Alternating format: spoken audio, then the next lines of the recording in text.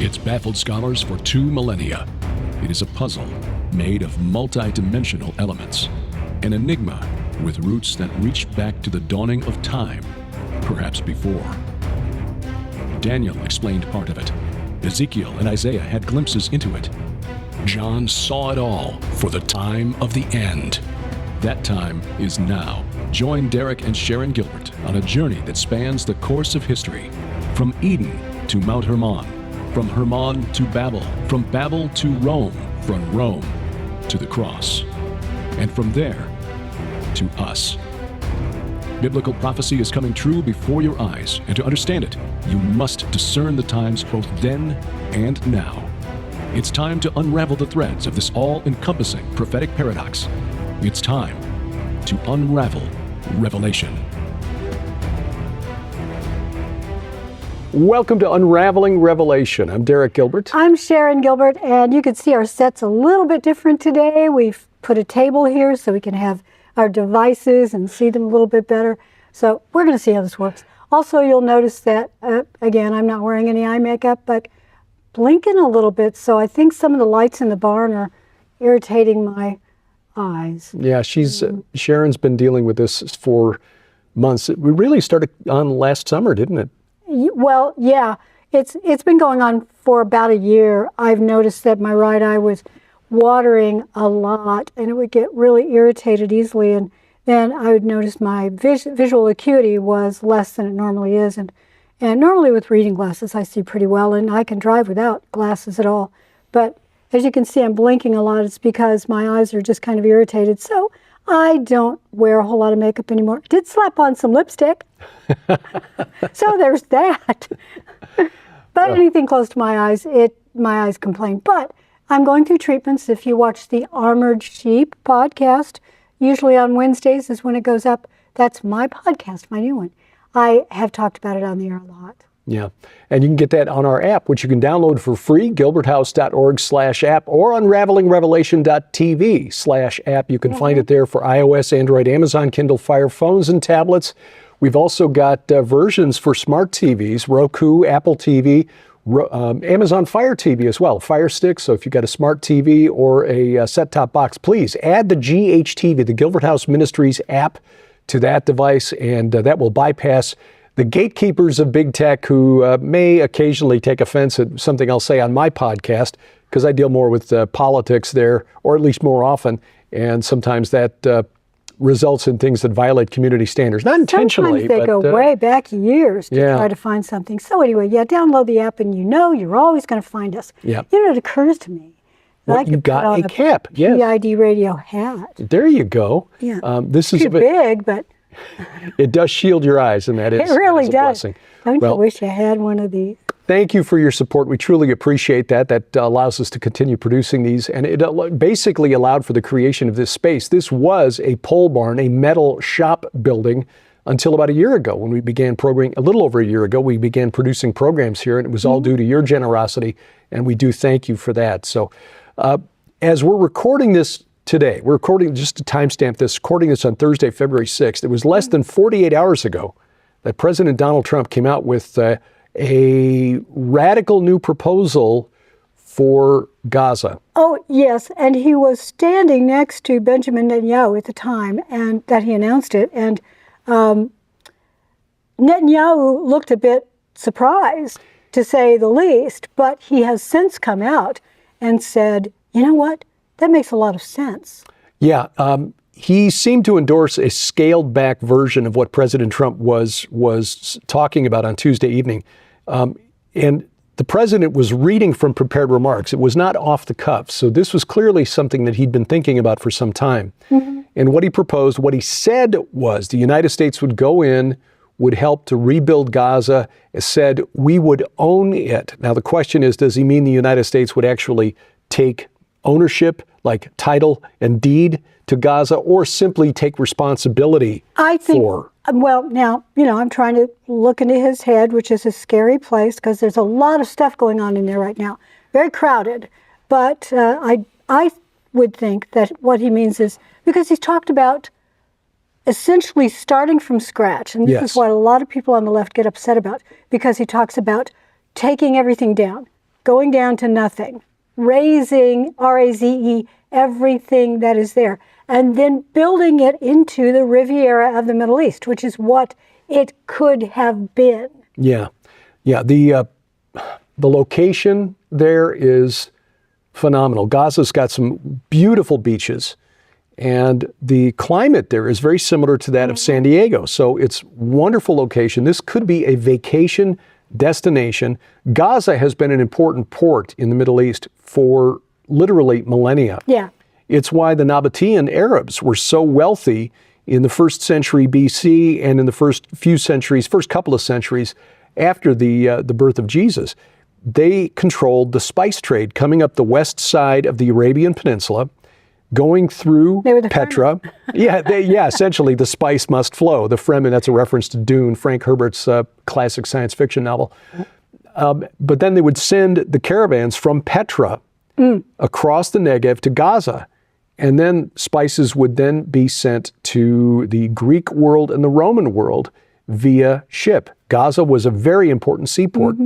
It's one of the reasons the Philistines were able to maintain an independent confederation there. They had 5 cities there, Gaza, Gath, Ashdod, Ekron, and Ashkelon. Thank you. That was the one I was forgetting.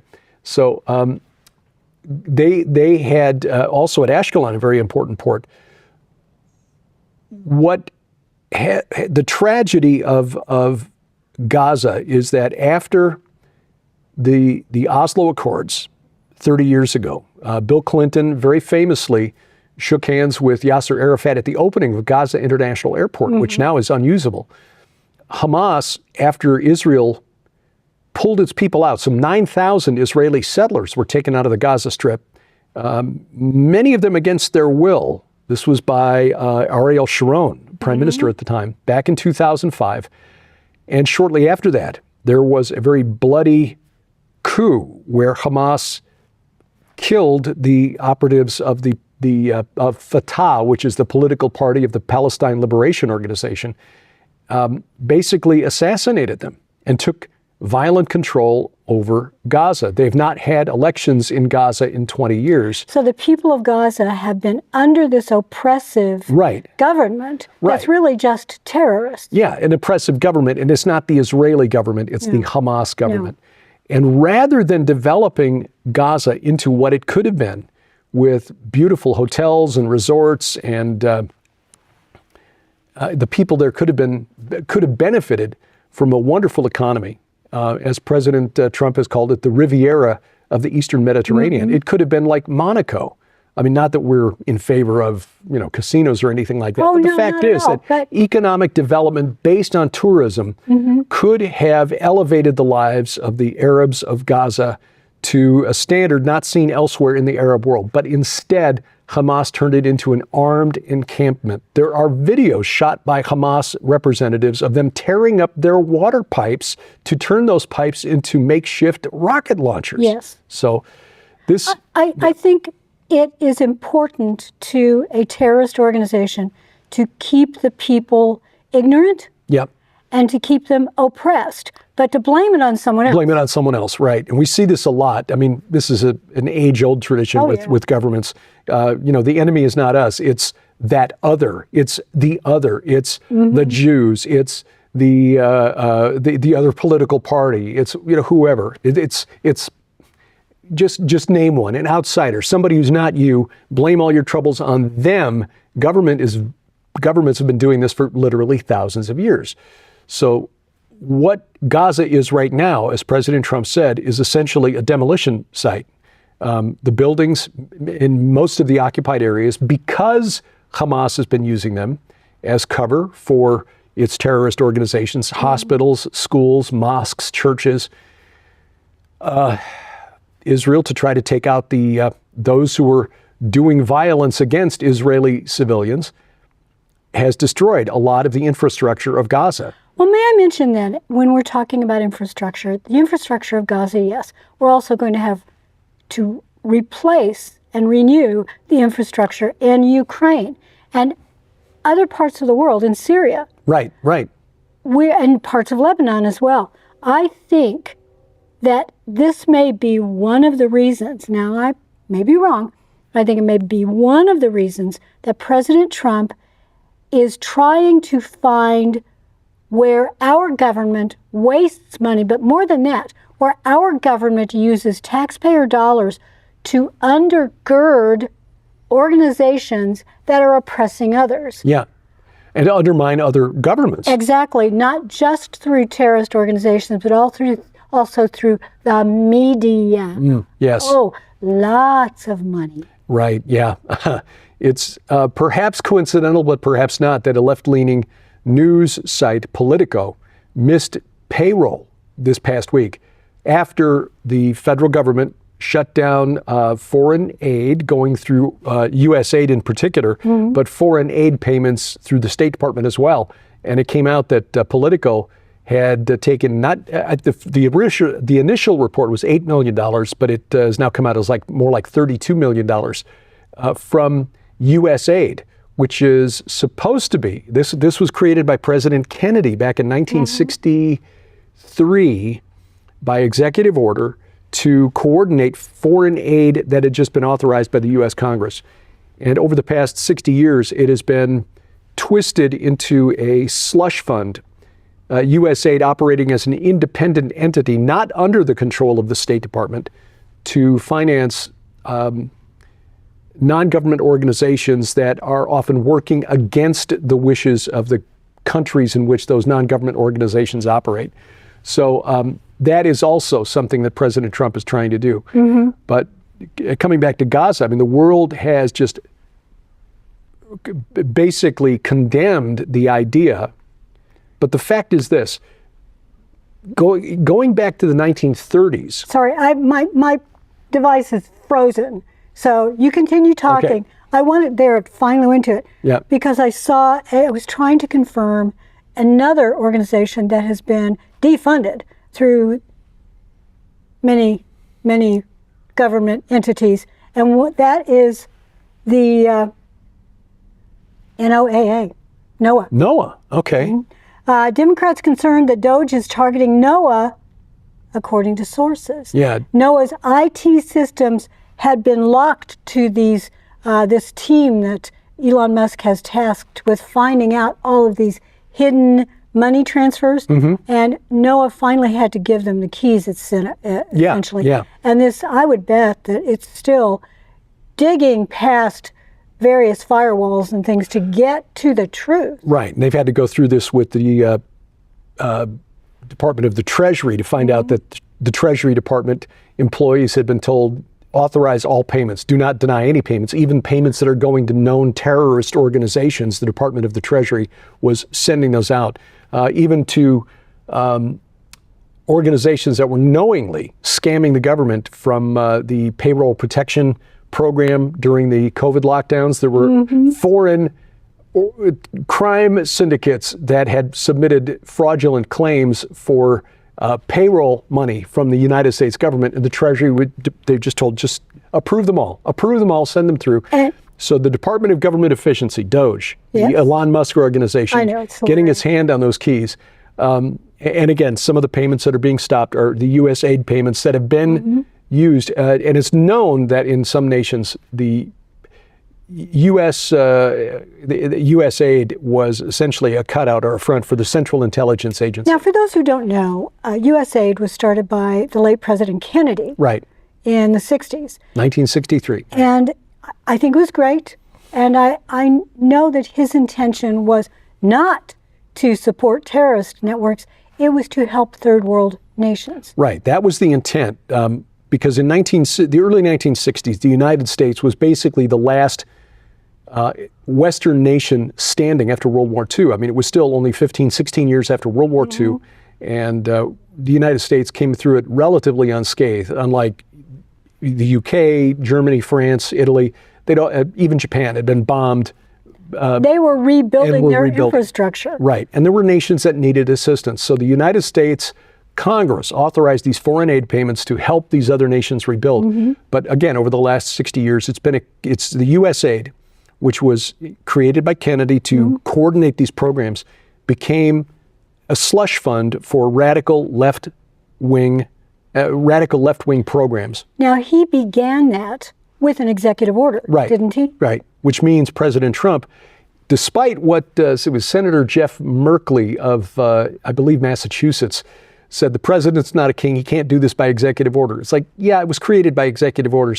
Now, President Trump can't just end these foreign aid programs, but what's happened is they've been rolled into the U.S. State Department. Mm-hmm. So, yeah, a lot of changes taking place, and taking place so quickly that his political opposition doesn't know what to complain about right now because there's just so much happening all at once. They're overwhelmed. This program is, while we talk about politics because you cannot get around it, it's not the geopolitics that you and I really want to talk about. Right. It's the theopolitics behind it.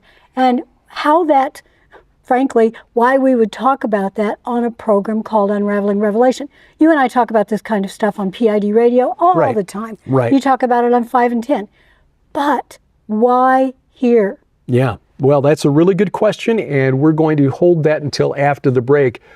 Is President Trump setting up what some think is the strong covenant with many? Oh. Yeah, that the Antichrist will establish. We'll talk about that when Unraveling Revelation continues. God's creation is full of mysteries. What were the giants in the scripture? Did dinosaurs roam the earth in the days of Noah? Are we alone in the universe? Join speakers L.A. Marzulli, Derek Gilbert, Michael Hoggard, Mac Dominic, Sharon Gilbert, and Micah Van Huss to explore the topics your Sunday school teacher didn't talk about at the Mysteries of the Bible Verse event in the greater Indianapolis area, June 13th and 14th. We'd love to meet you. Here are a few of the places you can find Sharon and Derek Gilbert in the months ahead. The Aliens, AI, and the Antichrist Conference in Blue Eye, Missouri, April 10th through 12th. Mysteries of the Bible Verse Conference, June 13th and 14th in Indianapolis. The Go Therefore Conference, July 25th and 26th in Brookville, Ohio. The Remnant Rising Conference, August 22nd through 24th in Springfield, Missouri. For the latest information, go to gilberthouse.org/calendar. Welcome back to Unraveling Revelation. I'm Derek Gilbert. I'm Sharon Gilbert, and I wish I had my GHTV mug with some tea in it. Yes. Totally forgot. Got one over there on the desk over there. You know, I may grab that between shows. Because you can get those things through Light Hive Creation. You can get creations, plural. You can get this hat. You can get great T-shirts, not GHTV, but Red Wing Saga, and Armored Sheep, and PID Radio, and Skywatch TV. Yes, Skywatch TV, and our friends at, Doug Van Dorn, his podcast, Giant Steps, Vicki Joy Anderson, all of that available at Light Hive Creations. But follow the link from our store, gilberthouse.org/store, and you can go right there to get all of the stuff related to what we do. And you'll notice the store now links to a lot of outside sources. Derek and I no longer ship from the barn directly. We will send you to other organizations that are providing wonderful products like Light Hive, but also Chance and his freeze-dried food. Oh, yes, Simply Clean Foods, 100% GMO-free freeze-dried foods and organic coffee. That is also which I need in my GHTV mug. There you go. Also, all linked at gilberthouse.org/store. All of our books now we will redirect to Amazon, where you can get them in paperback, Kindle, and many of them in Audible format now. Yeah. And of course, we've got some special deals coming up at the Skywatch TV store. Our new book, The Gates of Hell, featured on Skywatch TV in March, and they'll have a special offer there, so we'll put that at the store as well. So you can go to our store, find the link, and get yourself a hat. In the Skywatch TV. Oh, that's right. That's right. Yeah, their lights are really bright. Yeah. So please visit there. If you want to find our videos, which were available in hard copy DVD format, you can stream those instantly for as little as $3 by going to gilberthouse.org/video. Gilberthouse.org/video. Sorry. While you are at gilberthouse.org, go to /travel and take a look at where we're going to be in Israel this October, because we would love for you to join us. Derek and I are going to be the only leaders, along with some amazing guides, and we will take you to places you won't go on any other tour. That is right. And we learned from our good friend Mondo Gonzalez at Prophecy Watchers this week, as we're recording this, the north of Israel is now open to tourists again. So the site of ancient Dan at the foot of Mount Hermon, Caesarea Philippi, the Grotto of Pan, now open again. The Golan Heights, meaning Gilgal Rephaim, open. So we will be there, God willing, October 19th through 30th of 2025 with an optional 3-day extension to Jordan. For the latest information and a place to reserve your spot, go to gilberthouse.org/travel. Oh, yeah. Well. There were some prophecies about Gaza, and I think I will skip over them at the moment because we talked about these previously, and I think many of these were also already fulfilled. And now it's an already, but perhaps not yet. If you have a digital Bible, you can go just search for, in fact, if you have access to the internet, just go to either BibleHub.com or BlueLetterBible.org, which is one of my favorites, and just type in the search bar, Gaza. Yeah. And you'll find, for example, a prophecy against Gaza in Jeremiah chapter 47. Gaza was destroyed by Pharaoh in the time of Nebuchadnezzar. This was a time when Egypt and Babylon were struggling for world domination, trying to fill the power vacuum left by the collapse of Assyria. The Assyrians had been defeated by the Chaldeans, and so the Neo-Babylonian Empire had taken over, but the Egyptians were struggling against Babylon. And so the remnant of the Philistine kingdoms there in Gaza, destroyed by Pharaoh in the 6th century BC. But in Daniel 9, there is a prophecy, Daniel 9, verse 27, and he, this is referring to the Antichrist figure, most prophecy scholars agree, shall make a strong covenant with many for 1 week. Now this is interpreted, and for half the week he shall put an end to sacrifice and offering, and on the wing of abominations shall come one who makes desolate until the end is decreed and poured out on the desolator.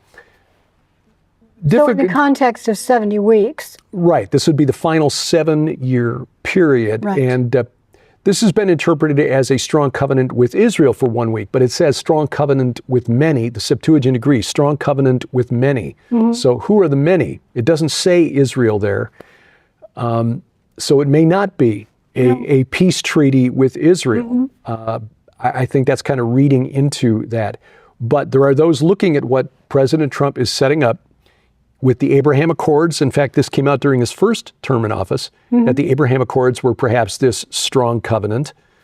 And now looking at his proposal for Gaza, which I will say again, I said this on 5 and 10, I think that what President Trump is trying to do is knock people off balance. Oh, yeah. Because, again, there have been negotiations between the Zionists, then Israel, the Jewish state and its Arab neighbors, and other negotiators.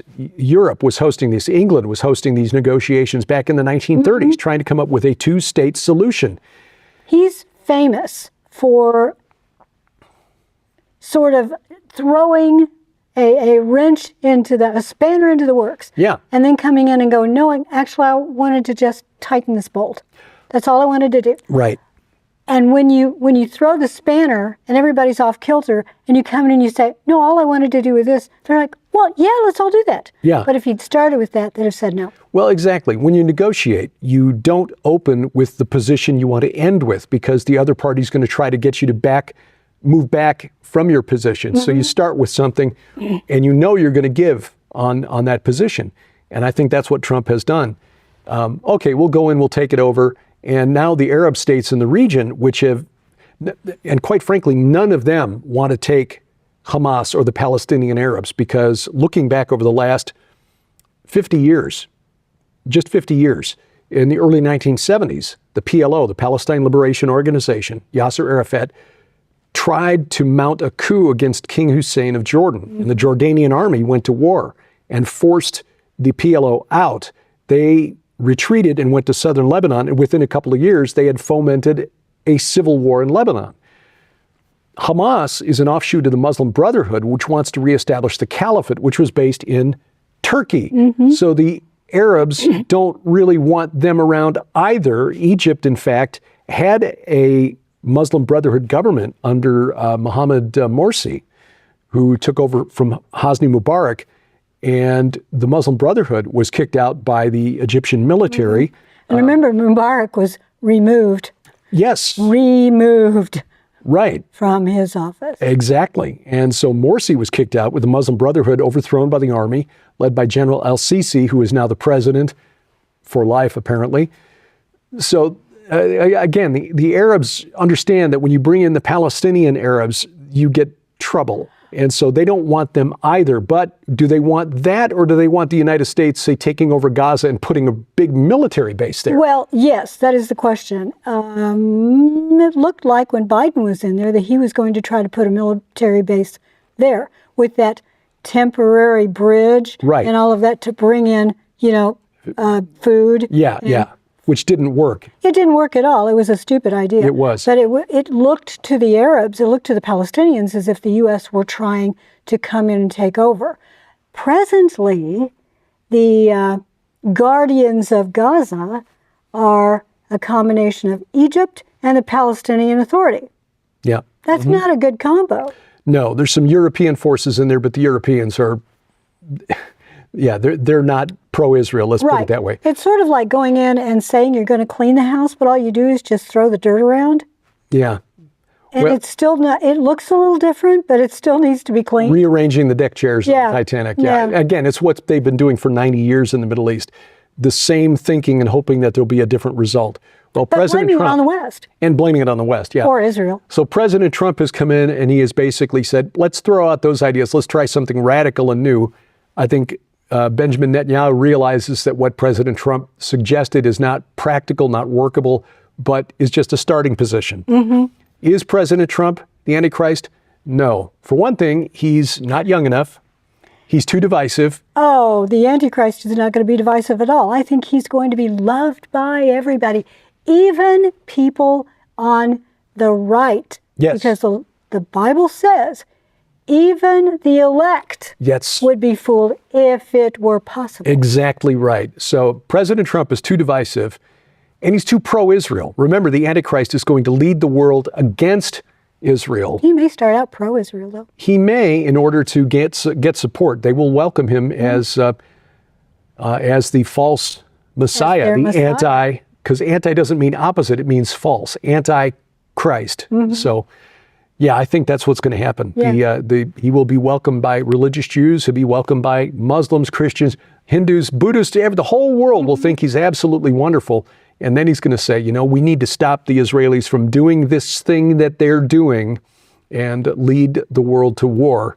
And that's what results ultimately in Armageddon. Well, we're running out of time, but next week we can talk a little bit about how this is going to benefit not only the Israelis, the Jews, but also the entire world and what the Lord has in mind. Oh, well, ultimately, that's really what is going to happen here. His ends will be accomplished regardless of what we think. Mm-hmm. Why do the nations rage and imagine a vain thing?